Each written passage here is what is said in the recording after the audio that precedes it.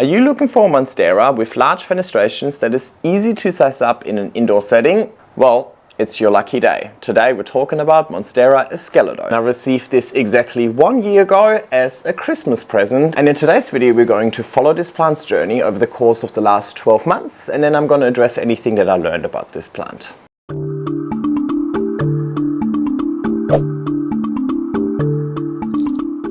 Hey everybody, and welcome back to my YouTube channel, and welcome back to another Plant Spotlight. Plant Spotlight is a content series where we're looking at one specific plant. We're looking at the journey that the plant and I have been through together, and then I'm going to address any of the learnings. And today's victim is Monstera esqueleto. I love my Monsteras, but Monstera is a very confusing genus. I think Monstera esqueleto often gets confused with Monstera adansonii. I think more so the other way around. I've been growing a Monstera adansonii for over 4 years, and it's quite mature, and my Monstera adansonii is actually larger than the esqueleto, which is a little bit confusing because normally you see Monstera adansonii being much smaller and Monstera esqueletos can grow quite large. But I've only had this one for a year, whereas I've had the adansonii for 4 years, so I just haven't had enough time to mature this esqueleto just yet. I do, however, think that I might have not fully optimized this plant's potential over the course of those 12 months, and I could have probably had better results. But before we get into this a little bit deeper, let's take it back to Jan from last year when I first started potting up this plant. And yes, that means that this video has been a year in the making, so I would really appreciate if you give it a thumbs up, if you leave a nice comment down below, if you subscribe to my channel if you haven't already, watch it again, share it with your friends. Engagement is by far the best way for you guys to support me, and I really appreciate it. Thank you in advance, but now let's take it back to Jan from the past. This is my Monstera esqueleto, and I received this as a Christmas present from AJ. So it's been about, oh my god, time flies, it's almost been a month already. And since she gave it to me, I did absolutely nothing with it. I just put it in my greenhouse in a corner over there, and that's it. I trust AJ, so I didn't feel the need to isolate it, despite the fact that I also just don't have enough room to isolate all of my plants while still providing them with good conditions. So I just thought YOLO and put it in the greenhouse with all my other plants. Honestly, the windows are open all the time anyway. Aiming for a pest-free environment in there is probably unrealistic. Now let me bring you a bit closer, because this plant is dying to be given a moss pole. So I want to pot this up in my aeroid mix and provide it with a moss pole ASAP, so that all of these roots can make contact with the moss pole and grow a large root system. And here are the leaves close up. That's the newest and first leaf that it unfurled in my greenhouse. So first things first, let's get rid of its existing mix and have a look at it. That existing mix, there you go, it's quite fine actually, this mix, which is weird. Quite fine, lots of perlite. So that is definitely not AJ's aeroid mix. I think that is just the mix that the grower is using. Now this grower would probably also be growing this plant. Ooh, we're gonna get wet. This grower is probably growing this plant in a really hot greenhouse, hence they used a very water retentive mix. Now yes, I will put her back into the greenhouse as well, but I'm going to give her a moss pole, and the moss pole is going to retain a lot more moisture, and the moss pole is going to drain into the pot. So I want to give it a much chunkier aeroid mix. Let me show you the difference. So this is the existing mix, and see, when I take it, I can compress it and it kind of keeps its shape. Like obviously not fully, it's not glue, but see how you can really see where I pushed it, right? Kind of compresses quite easily. Versus my aeroid mix, it doesn't matter how much I compress, that's just always gonna flake off, like it's not gonna form a little sausage. Now what I actually want to do though is, because this plant is obviously used to this finer mix, so the roots would be used to that, and I don't want to induce too much shock, or I want to eliminate shock where possible. So what I'll do is I'll actually do a bit of a mix between the existing potting mix and my aeroid mix, maybe about 50-50 or so. probably a little bit more airwood mix than the existing mix, just to give the plant an okay time adjusting. The mix was not wrong, there was no root rot, right? Like nothing was wrong with this plant. I just want to give it a chunkier mix as a result of providing it with a pole. So I just mixed that, and let's have a look now. See, when I compress it, again, it just kind of falls. That's the consistency that I want. I don't want there to be little sausages. Alrighty, now next I have chosen a grow vertical pole. So it's the one with the recycled plastic backing. The reason I like to go for a grow vertical pole is because in my greenhouse they all hang against the side of the greenhouse anyway. So that plastic backing just hangs against the wall anyway. So I don't need moss on the other side. I'm not ever gonna grow a plant on the other side. But predominantly because it has good water retention, and the greenhouse can get really, really hot, and there's constant airflow with the fan, so potential for things to dry out. Now, technically Monsteras don't mind drying out a little bit, so it's probably, if you can't get your hands on moss, it would be perfectly fine to put like airwood mix in the pole or bark in the pole. And given I'll grow it in the greenhouse, it wouldn't make a crazy mess either, so it's definitely an option. Moss is just my preferred one. I've just grown in moss for many years now, and I've tried other mediums. I tried tree fern fiber, I tried bark, I tried cocoa chips, I tried an airwood mix. They all work, but my preferred one is still moss. I think it might just be my personal preference. I'm just so used to growing with moss. I know how to assess watering well, I know when to water. It just works for me. So if I get a plant that I really want to see grow, I'm just going to stick to my known recipe. I can experiment with other plants, right? I get this asked quite a lot, like, how do I choose? I choose based on the plant, I choose based on the location of the pole, I choose based on my willingness to put in the effort to keep this moist. Alrighty, there we go. I have filled this quite substantially. You can see the mesh almost like bulging out, right? So I put quite a bit of medium in here. I want to be able to provide the plant with sufficient medium to root into. Now I'm gonna give it a small pot because I don't want the potting medium to retain too much moisture. So less medium can retain less moisture, right? But also because I am just a little challenged when it comes to space in my greenhouse. I don't have enough room to have a lot of large pots because I have a lot of plants in there. Alrighty, now I'll just, I want this plant to be here, and I pop this in. Always important to have the moss pot go all the way to the bottom of the pot because you want stability. And now I just top up the rest. I should probably do this over this basket. 1 second, so you can't really see. It's okay.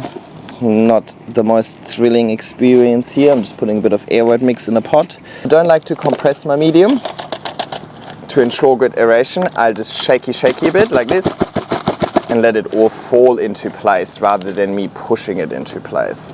Now I'm gonna put a little bit of airwood mix towards the back of the pole as well. Not because there's gonna be roots, but that part, that I can push in, and that's really going to secure the pole and the pot together. I don't cable tie it, but you totally could if you want to, so I'll show you close up in a sec. See this root? Alrighty, I want you to go in there. So I'm gonna tell her where I want her to go. Beautiful. And I'm gonna secure this with a piece of twine in a sec, but the root, that's what I want. And down here, I just really compressed it here so that that can kind of hold the pole and the pot together. Alrighty, I'll just take a piece of twine down here around the stem, and then I'll just tie it in the back to push the plant towards the moss pole so that this root is in that moss pole, and it's now going to expand into the moss pole and build a larger root system, and that's exactly what I want. Beautiful. Oh, I forgot one thing. Got a piece of wire, and I'm just gonna make a little loop at the top so I can hang this in my greenhouse. AJ told me that this one is not gonna like too much sun. So that's actually weird. I would have probably anticipated it to like quite a lot of sun. So I'm gonna try it in a darker, not darker, none of the corners in my greenhouse are dark, right? It's pretty light in there because it doesn't have a concrete ceiling in the first place. But this side of the greenhouse is a little more shaded because the sun sets this way, so this side of the greenhouse gets a lot of direct afternoon sun. So I'll put it in this side, see how it goes, and then I'm just gonna check in with you once there's any sort of progress to report back on. So I'll see you soon. Alrighty, and we're back for actually our first update. I kind of forgot to take updates of this plant. Or let's say, I didn't forget, but I chose to not take updates because honestly there wasn't all too much to update you on. It's been 6 months and it's been the cooler 6 months of the year. So the last 3 were pretty terrible with winter over here.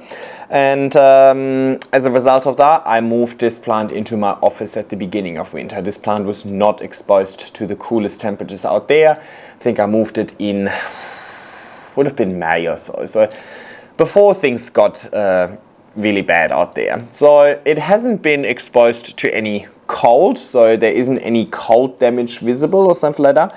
But as a result of winter, there's just a general lack of growth, just nothing really happening. It's in a south-facing window, just getting natural light. The room goes down to 15 at night, maybe 20 during the day with heating, so meh, like not bad, meh. Enough for the plant to survive, but not enough for the plant to actually grow. And I actually really hate when a plant does kind of nothing. Now, okay, to be fair, I think when we see the comparison between the initial video and now the update, you can definitely see some growth, but it's kind of just the same leaves over and over again. Like, I can't really see an increase in leaf size. I can't really see something exciting, something significant happening. So it's a little bit meh, but I would just assume that this is the conditions and that hopefully the second year is going to be a little bit more rewarding.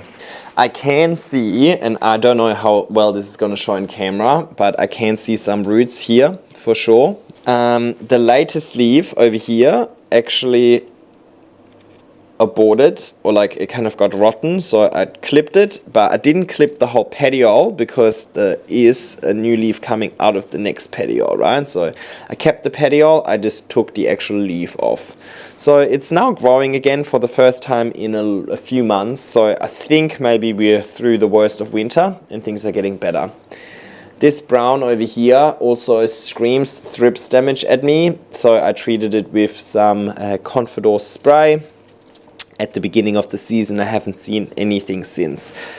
I'm mostly excited about this new root growth over here. Can we see this root growth over here? This one over here, really nice and fluffy root, very chunky. And that's actually more exciting. Oh, there's another one popping out there. That's more exciting than this new leaf pushing out, because once I know that the plant is actively growing some nice chunky roots, I know that it's happy and new leaves will be inevitable. So I think the big root came first, and now I'm starting to see another growth point. There are a few plants right next to it, and they've kind of all followed a very similar pattern over the last few months. So I think we're just heading towards spring, and that's exciting. But I'll see you with another update soon. And we're back.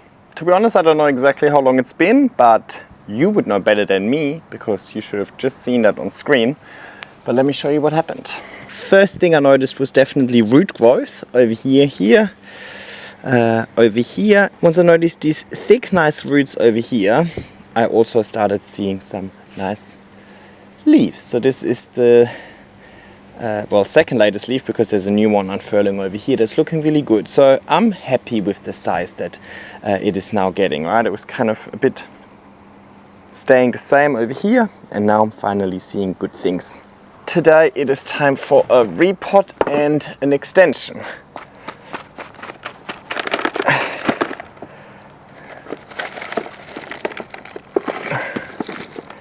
Beautiful. Really healthy roots. Sorry, I'm not getting up, I'm just making a mess otherwise. This plant is currently in my south-facing window. Keep in mind I'm in the southern hemisphere, and as a result of that, it is finally getting some nice sun as we're heading into summer. It's not totally south-facing, and yes, I'm just reusing the same mix where I can. It's not 100% south-facing. It's like a bit southwestish, so I'm getting the afternoon westerly sun, but just a little bit. And the sun in the afternoon is not harsh enough for the direct sun to kind of impact it. Like my Vercoiser, my titanium and so on are all in that south-facing window as well, and they would be much more susceptible to burning, so I'm not worried about a Monstera. But I don't think it liked the greenhouse last year. It was in the greenhouse. To be honest, I didn't like it in there. I don't think it needs the extra humidity. I don't think it needs the extra light, so I'm just going to stick with the south-facing window for now because it served me well so far. So let's not fix what's not broken. Extension time. By now you would have seen me do this extension quite often. I just pop another grow vertical on top of here. Now I didn't upgrade the pot for the sake of the root system. I upgraded the pot for the sake of stability, so that when I pop this new pole on here, it will be fine. Now this is actually not a new pole. It's actually an old pole. The plant that was on here it's just no longer with us. It's not good working with dry moss. I want to compress it a little bit, but that's not going to work. But that's okay. I don't want to wet it now because then it's just going to get so heavy and hard to work with. But that's okay. I always like reusing things. I would probably prefer fresh, exciting sphagnum moss instead, but I also want to be resourceful where I can. In my humble opinion, it doesn't matter if you put the top one into the bottom one or the bottom one into the top one. I haven't noticed any difference when it comes to watering, but I suppose technically the top one into the bottom one like this makes more sense, so that the water is funneled neatly. But I do either way, depends on whether or not I can fit the new pole into the old pole. Because sometimes there's so many roots already there that I would kind of hurt the roots if I would force the top into the bottom part. And when I connect them via cable tie, I go through both poles. They have little pre-drilled holes here, and then I go through the mesh at the front as well to connect it all. And I've done up to 3 of these grow vertical poles actually on top of each other. But with the third one, it ends up getting quite top heavy and unstable, I have to say. But 2 is not a problem. With 3, I might just want to add a garden stake to it as well for extra stability. But with 2, no extra stability required. And that's it. I'm going to water it in. I'm going to put it back in the south-facing window, and we'll see each other. Hopefully with some really, really nice large growth very soon. See ya. And here we are. So let me give you a quick update. I can see some tiny roots in the pot over here and here. Nothing all too crazy. But there's definitely some chunky roots going into the pole from most of these nodes now over here, and I hope you can see them over here as well, potentially. This is the latest leaf, and based on the color you can see that it might still have like a little bit of unfurling to do, but oh well, it's Christmas at the end of the week and I wanted to stay true to the 12 months. What is nice is that despite this leaf still expanding a little bit, it's already pushing out the next leaf over here. So, and I have witnessed that with the last 3 or 4. So I think, well, everything from here grew just over the spring, so which is pretty good compared to how slow it was at the beginning. So yeah, I'm really excited to see this next leaf push out, and then I'm hoping that with every leaf it's getting a little bit larger.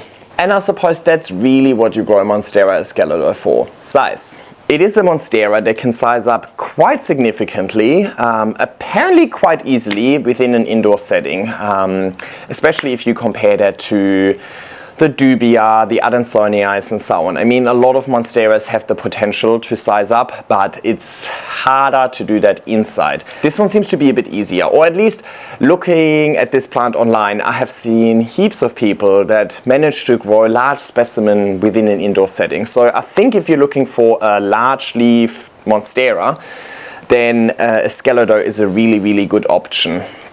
I mentioned my adansonii at the beginning of the video. My adansonia is actually a adansonii subspecies laniata, and it looks very, very similar to this one at this stage. And I'll just put it on via B-roll because that plant is too large for me to move right now. But I think if we're giving this plant over here another year, the difference will be very, very clear. Monstera in general is a very confusing species, and yeah, they're all green with fenestration. So they all have a lot of similarities, and there is a lot of misinformation on the internet. There's also a lot of information on the internet, but I also think there's a lot of things that are kind of just a little bit unknown.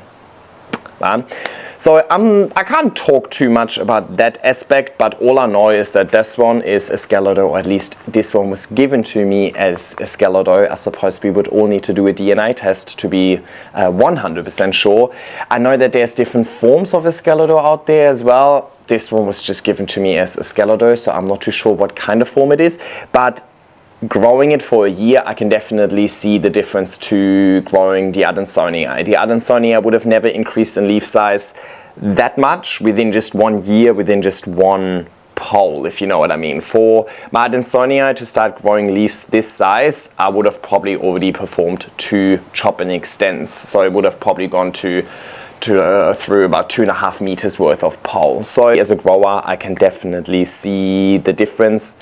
Even just with the petioles look so different compared to the adansonii. But I don't know how that translates online, and I think that's where a lot of confusion comes from online. People see something on Instagram, like a 5-second video, and then they take it as knowledge, and you don't see all the nuance in those videos, right? Like on Instagram, looking at it on a tiny screen like that for 5 seconds, of course, they all look very similar. Range over. What have I learned about this plant? This plant definitely enjoyed my ambient conditions in my office better than it enjoyed the greenhouse, which is great news for all of us indoor growers because, well, the high humidity, high temperature and high light that I have in the greenhouse is extremely hard to replicate indoors unless you enjoy living in a 35-degree, 90% humidity environment, which you probably don't. And also seems to be enjoying the low light, or low light is definitely wrong, the bright indirect light that my south-facing window has to offer more than my greenhouse in my north-facing courtyard. Keep in mind, I'm in the southern hemisphere, so everything is switched to the northern hemisphere. So south is the worst exposure, that doesn't get any direct sun, north gets all the sun.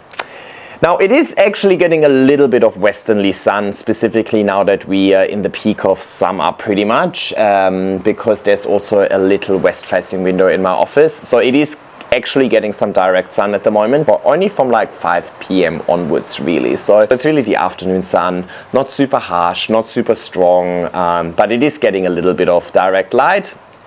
But as we're going into autumn and then eventually winter, that will die down. And I suppose with that, we will then also see potentially a decrease in leaf size again. But I would actually love to keep it in exactly that spot for as long as possible while my aesthetic preferences allows, to really assess how the conditions in that one specific spot change and how the plant reacts to that. Now, of course, the conditions in my office are still amazing, specifically right now, because we are in summer. So there's still about 70 to 80% humidity. It can go down to 30 if it's been a really dry week, but we've had a lot of rain in Sydney, and you often have a lot of rain. We usually have a lot of rain, and I live close to the ocean as well. So the humidity is usually really, really good, even in my ambient conditions. I don't have air conditioning in that room, so it's quite warm as well. So at the moment it averages on around 25 degrees in there. So these are still really, really good conditions, but I've noticed it increasing in leaf size even when the conditions weren't that great, when we just came out of winter. So if you can give it 20 degrees Celsius and anything over 50% humidity, I think you will be just fine. But I know it's a popular plant, so if you grow this successfully, maybe leave a comment down below with your conditions, because from what I've seen online, I've seen people from all over the world grow this plant successfully. So I don't think it really needs the conditions that my office has to offer. I suppose I'm just lucky. Of course, I'm giving it my normal GT Foliage Focus in a weak dilution on a weekly basis, or basically with every watering. So that's not unique to this plant. And of course, I'm growing it up a moss pole, in this instance a grow vertical pole. I've chosen to grow a vertical pole because I initially had it in my greenhouse and it was up against the wall in my greenhouse. So I figured, you know what, might as well just give it a little bit more water retention, makes my life a bit easier.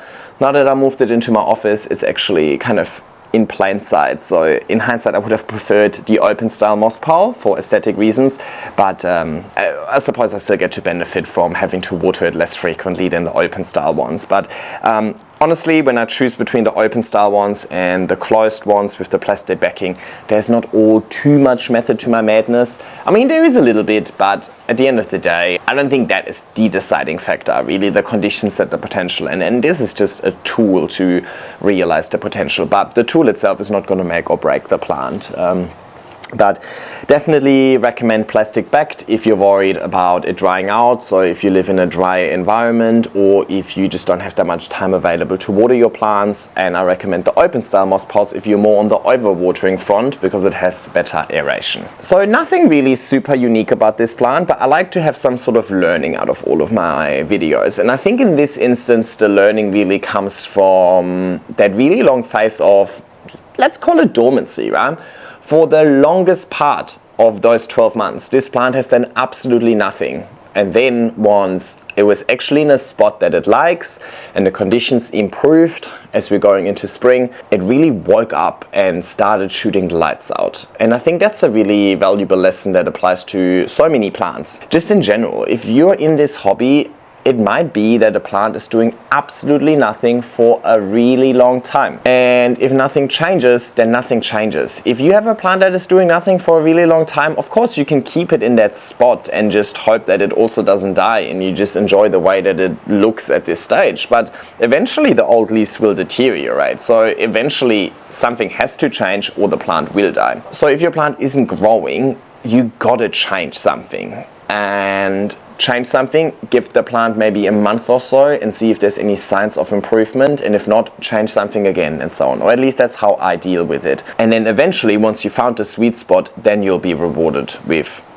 leaves, right? But people often ask me, how fast does this plant grow? How many leaves a month does it grow? And so on, right? Like, well, it could be that it grows no leaves for 8 months, and then it could be that it grows 2 leaves every month going forward, right? Like, it really depends of the life stage of your plant, whether the plant is currently focusing on root growth, whether the plant is focusing on leaf growth, whether the plant is in good conditions, whether the plant is suffering or not, if it's recovering or living the best life, and so on. You could grow the same species, but have completely different journeys when it comes to the speed of growing or the ease of growing, and so on. And that is sometimes an annoying part of the plant hobby, but I suppose that's also the part of the plant hobby that somehow keeps it interesting, right? If everything was already predetermined and you buy a plant and you put it in a corner and you know exactly what it's gonna do in exactly the time frame, then it would kind of be boring, right? Like, it would take the growing part out of it. Then it's just predictable. Then might as well just get a fake plant. That to me makes it a little bit more special, and it makes it more rewarding to finally actually get results. Of course, it can also be the other way around. You know, you can change things and then the plant that has done absolutely nothing is now kind of just, you know, deteriorating really fast and not giving you what you wanted at all.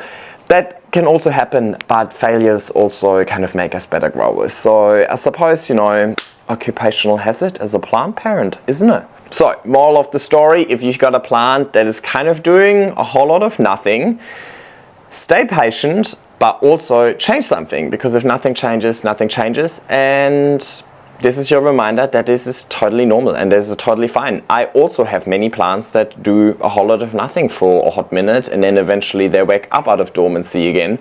And in the meantime, I just focus on some other plants. I have so many plants, they can't all be thriving at all times, and that's also okay. It just means that my energy can be focused on different plants throughout different times of the year, depending on what's thriving. And I love that variety, and it's one of the reasons why this hobby is just not getting boring anytime soon, hopefully. Anyway, that was it for today. Highly recommend you pick up one of those plants if they are affordable where you live and if you have space available, because this will turn into a monster. And hopefully I can show you how large this plant can grow in the second year of updates, which, well, we'll have to wait a whole year for, but time flies when you're having fun. So stay tuned and make sure you hit that subscribe button, and thank you so much for watching. Happy growing. Bye.